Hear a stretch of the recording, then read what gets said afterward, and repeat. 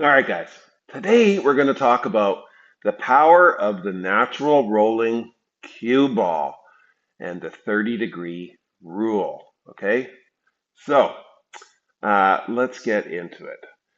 Have you ever seen like the opening first two shots? Okay, the cue ball was back here, so that you couldn't really put backspin on it very easy, but so you kind of had to naturally roll it, or you could have hit it harder with some topspin, but the first couple shots were more naturally rolled. Okay. One of them I cut to the corner here and scratched. The other one I banked to the corner and scratched.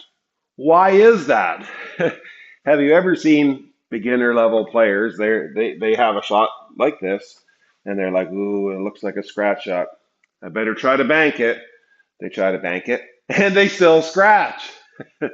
It's because the 30-degree peace sign rule. Dr. Dave always talks about the peace sign, how that represents basically a 30-degree angle.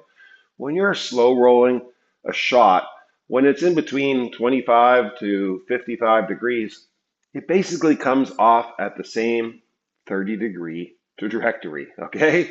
It doesn't change much. Maybe an inch or so, or 2 inches maximum, but it doesn't really change much if you're hitting a little thinner or a little thicker if you're in that range, 25 to 55, okay? Even 60 degrees, okay? It doesn't really change too much um, in that cut angle margin, okay?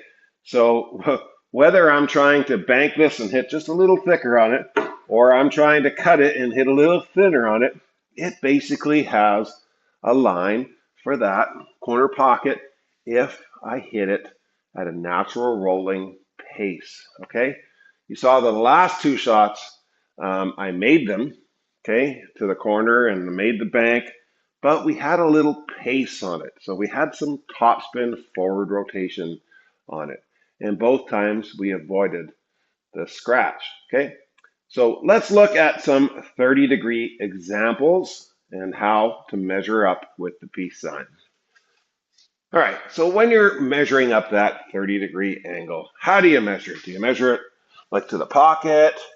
No. This doesn't do any good because this tells me the cue ball is going to go over here. Wrong. You take your shooting line from the cue ball where you need to make contact with the object ball. You can just do this. You can stand back and have a look. My middle finger is basically pointed right for this corner pocket, okay? So um, it's going to be about the same no matter where the cue ball is here, guys. That's why whether you're banking it or whether you're cutting it, it's not a lot of difference where the cue ball goes. I'm not talking about playing spin here, okay? When you're back here, it's kind of hard to play anything except for forward rotation, okay? But I'm going to put it a little bit closer. So let's just see. We'll take the cut here, and I'll naturally roll this, and we'll see how close we get to a scratch. We just missed the 8, but hey, we got the scratch.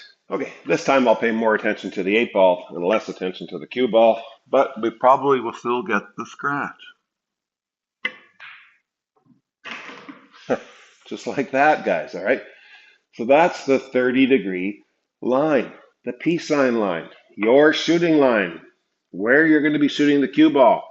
Take one finger, you can use the other hand if it's going to go that way. If the cue ball is going this way, then use your left hand, and your middle finger will be the line where that's going to come off. Like I said, in between 25 and 60 degrees or so, almost all those shots, when you're naturally rolling it, are going to come off at the 30-degree trajectory. It's just the way that it is. So like I said, whether you hit a little thicker, go for the bank, hit a little thinner, going for the cut, cue ball is almost going to go to the exact same spot within a couple of inches. And if you're playing on big pockets, um, these are smaller 4-inch pockets, but if you're playing on 5-inch pockets, that pocket's just going to gobble up that cue ball on both of those shots, okay? So let's get into one other factor here. And I'm going to hit the cue ball exactly the same this time as I did last time when I scratched, but I'm going to hit it with some more pace. One tip above center, and let's see if we can kind of get a shot on the 9 ball after. Let's say we're playing 9 ball, okay? So one tip above center with some pace, and watch. Okay, we hit the long rail first. Even though I played above center, I played it exactly the same as the shot that I scratched, but I hit it about 3 times as hard. Okay, I had some pace on it. It stunned the cue ball enough to hit this long rail and work around the table. No side spin applied there, guys. Okay, yes, of course we have a doable shot on our next ball. Okay, so can you play some inside and outside? And yeah, you can. All right. If the 9 ball was over here, I'd be playing backspin. Check it out. Okay, a good quality draw stroke here. Leave the cue ball right here. Okay, it's not as hard as it looks, guys. Okay, getting nice and low. Not going to hit it too hard. Right there. We did rattle it, but we made it first try, and we got a nice shot on the 9. All right, so now we moved the 8 ball about 2 to 3 inches up. It's inside the head string now. Okay, so this shot now, if you want to hold it for the 9 ball, becomes a lot more difficult. Hey, let's look at our 30-degree line. It's actually here now. So we could actually slow roll this in and miss the scratch now because it's in front of the head string.